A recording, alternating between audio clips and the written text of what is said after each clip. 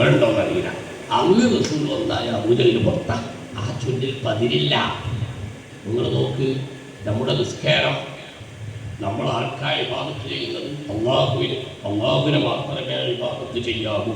ഇബാദത്തിൻ്റെ അർത്ഥത്തിലേക്ക് ഞാൻ കിടക്കുന്നില്ല. അള്ളാഹ്ക്ക് മാത്രമേ ഇബാദത്ത് ചെയ്യാവൂ. മുസ്ലിങ്ങളും മുഅ്മിനീങ്ങളും അള്ളാഹ്ക്കേ ഇബാദത്ത് ചെയ്യുന്നുള്ളൂ. പക്ഷേ നമ്മുടെ ശാരീരിക ഇബാദത്തുകളിൽ ഏറ്റവും കൂടുതൽ പ്രാധാന്യമുള്ള ഇബാദത്ത് ഏതാ? നിസ്കാരം അല്ലേ? നിങ്ങൾ നോക്കുക, നിസ്കാരത്തിൻ്റെ ഒരു ചിത്രം ഒന്ന് നോക്ക്. നിസ്കരിക്കാതെ നമ്മൾ തുടങ്ങുമ്പോൾ അല്ലാഹു അക്ബർ, ഏറ്റവും വലുത് അള്ളയാണ്, എനിക്ക് ഏറ്റവും വലുതൻ അള്ളയാണ്. വജ്ജഹ്തു വജ്ഹിയ ലില്ലദീ ഫതറ അസ്സമാവാതി വൽ അർദ്, ആകാശഭൂമികളെല്ലാം പടച്ച റബ്ബിലേക്ക് ഞാൻ എൻ്റെ മനസ്സ് പൂർണ്ണമായി തിരിക്കുന്നു. അങ്ങനെ മുന്നോട്ട് പോയി ഇയ്യാക നഅ്ബുദു, അല്ലാഹ് നിനക്ക് മാത്രമാണ് ഞങ്ങൾ ഇബാദത്ത് ചെയ്യുന്നത്. അങ്ങനെ അല്ലാഹു അക്ബർ ചൊല്ലി വജ്ജഹത്തുവിലൂടെ മനസ്സ് പൂർണ്ണമായും ലോകത്തിൻ്റെ പടച്ചറപ്പിന് സമർപ്പിച്ച് അങ്ങനെ മുന്നോട്ട് പോയി അസ്സലാമു അലൈക അയ്യുഹൻ നബിയ്യു വറഹ്മത്തുള്ളാഹി വബറകാതുഹു. അല്ലാഹുവിൻ്റെ ഹബീബിനെ വിളിക്കുകയാണ്. അസ്സലാമു അലൈക അയ്യുഹൻ നബിയ്യു, ഓ നബിയെ അങ്ങക്ക് സലാം. ഹബീബ് സല്ലല്ലാഹു അലൈഹി വസല്ലം തങ്ങളെ വിളിച്ചിട്ട് ഹബീബിന് സലാം പറയുകയാണ്. നിസ്കാരത്തിൽ അസ്സലാമു അലൈക അയ്യുഹൻ നബിയ്യു ചൊല്ലൽ നിസ്കാരത്തിൻ്റെ ഫർളാ. അത്തഹിയാത്ത് എന്ന് പറയും, അതിൻ്റെ ഭാഗമാണത് നിസ്കാരത്തിൻ്റെ ഫർളാ. നബി തങ്ങളെ പേരിൽ സ്വലാത്ത് ചൊല്ലൽ നിസ്കാരത്തിൻ്റെ ഫർളാ. ലോക മുസ്ലിങ്ങൾ ഏത് കാലത്തും ഫർളും സുന്നത്തുമായ നിസ്കാരങ്ങളിലൊക്കെ ഹബീബ് സല്ലല്ലാഹു അലൈഹി വസല്ലം തങ്ങളെക്കുറിച്ച് പറയാം, അവിടുത്തേക്ക് സലാം ചൊല്ലാം, അവിടുത്തേക്ക് സലാത്ത് ചെല്ലാം. എന്തേ കാരണം? ഞാൻ എൻ്റെ റബ്ബിന് നിസ്കരിക്കുന്നിടത്ത് മുഹമ്മദ് നബിക്ക് എന്താ കാര്യം എന്ന ചിന്ത മുസ്ലിമിനെ പറ്റിയതല്ല. അഷ്ഹദു അല്ലാ ഇലാഹ ഇല്ലല്ലാഹു വഅഷ്ഹദു അന്ന മുഹമ്മദൻ റസൂലുള്ളാഹി വിശ്വസിക്കുന്നവരാണോ? ഞാൻ എൻ്റെ റബ്ബിനെ ഇബാദത്ത് ചെയ്യുന്നതിൻ്റെ ഇടയിൽ എന്തിനാ മുഹമ്മദ് നബിയും? അങ്ങനെ ഒരു ഇടയാളൻ ആവശ്യമില്ല, ഒരു മധ്യവർത്തി ആവശ്യമില്ല. ഞാൻ അള്ളാഹിൻ്റെ അടിമയാ, മുഹമ്മദ് നബിയും അള്ളാഹിൻ്റെ അടിമയാ. ഞാൻ എൻ്റെ റബ്ബിനെ ഇബാദത്ത് ചെയ്യുന്നിടത്ത് മുഹമ്മദ് നബിക്ക് എന്ത് കാര്യമെന്ന് ചിന്തിച്ചാൽ മുസ്ലിമാകൂല.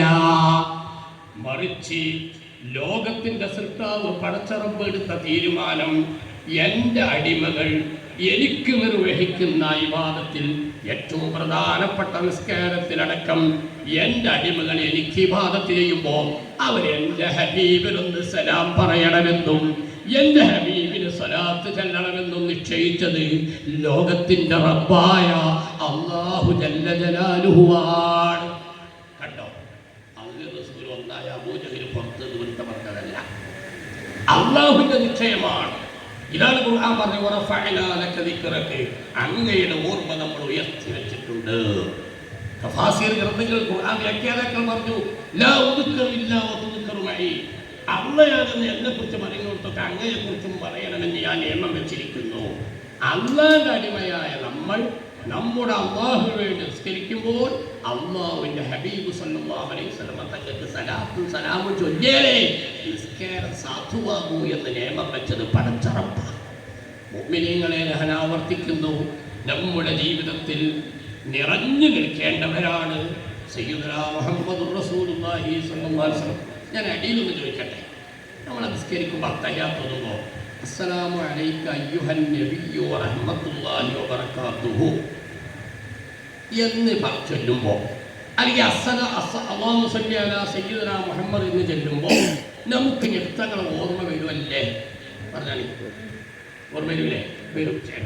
എപ്പോഴും എല്ലാവർക്കും ഓർമ്മ വരുമെന്നല്ല, ചിലപ്പോൾ നമ്മൾ തക്ബീരല്ലേ നമ്മളെ മനസ്സ് അങ്ങാടി പോയിട്ടുണ്ടാവും. അതല്ല, നമ്മുടെ മനസ്സ് നിസ്കാരത്തിലുണ്ടെങ്കിൽ അവിടേക്ക് വരിക. നമ്മുടെ മനസ്സ് നിസ്കാരത്തിലുണ്ടെങ്കിൽ അസ്സലാമു അലൈക അയ്യുഹൻ നബിയ്യു എന്ന് നമ്മൾ ചൊല്ലുമ്പോൾ, അല്ലാഹുമ്മ സ്വല്ലി അലാ സയ്യിദനാ മുഹമ്മദ് എന്ന് ചൊല്ലുമ്പോൾ മുത്തുനബിയുടെ മനസ്സിൽ ഓർമ്മ വരുമല്ലേ? ഓർമ്മ വരും, വരണം. കാരണം അത് വരാൻ വേണ്ടിയാണ് അള്ളാഹ് അത് ചൊല്ലിപ്പിക്കുന്നത്. അത് ശരി, ഇത് വെറുതെ ചൊല്ലിപ്പിക്കല്ല. ആത്മീയ ഗുരുവര്യർ ഇമാം ഗസ്സാലി റളിയല്ലാഹു അൻഹു ഇഹ്യാ ഉലൂമുദ്ദീനിൽ എഴുതി വെച്ചിട്ടുണ്ട്, നിസ്കാരത്തിൽ അസ്സലാമു അലൈക അയ്യുഹൻ നബിയ്യു റഹ്മത്തുള്ളാഹി വബറകാതുഹു എന്ന് ചൊല്ലുമ്പോൾ മനസ്സ് നിറയെ മുഹമ്മദുർ റസൂലുള്ളാഹി സ്വല്ലല്ലാഹു അലൈഹി വസല്ലമ തങ്ങളെ ഓർക്കണം. അവിടുത്തെ ബഹുമാനങ്ങൾ മനസ്സിൽ കൊണ്ടുവരണം. അവിടുത്തെ ബഹുമാനങ്ങൾ മനസ്സിൽ കൊണ്ടുവന്നുകൊണ്ടാണ് മുത്തുനബിക്ക് സലാം പറയേണ്ടത്. അഹ്ലുർ ഫീ ദിഹ്നിക ശഖ്സഹുൽ കരീം അസ്സലാമു അലൈക അയ്യുഹൻ നബി എന്ന് ചൊല്ലുമ്പോൾ മനസ്സ് നിറയെ മുത്തുനബിയെ ഓർക്കണം.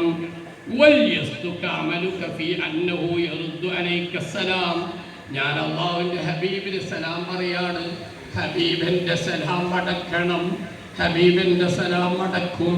ഹബീബിൻ്റെ സലാം മടക്കണമെന്ന ആത്മാർത്ഥമായ ആഗ്രഹത്തോടു കൂടിയാണ് മുഹമ്മദുർ റസൂലുള്ളാഹി സ്വല്ലല്ലാഹു അലൈഹി വസല്ലമ തങ്ങൾക്ക് സലാം പറയേണ്ടതെന്ന് ഇമാം ഗസാലി റളിയല്ലാഹു അൻഹു ഇഹ്യാ ഉലൂമുദ്ദീനിൽ എഴുതി വെച്ചത്.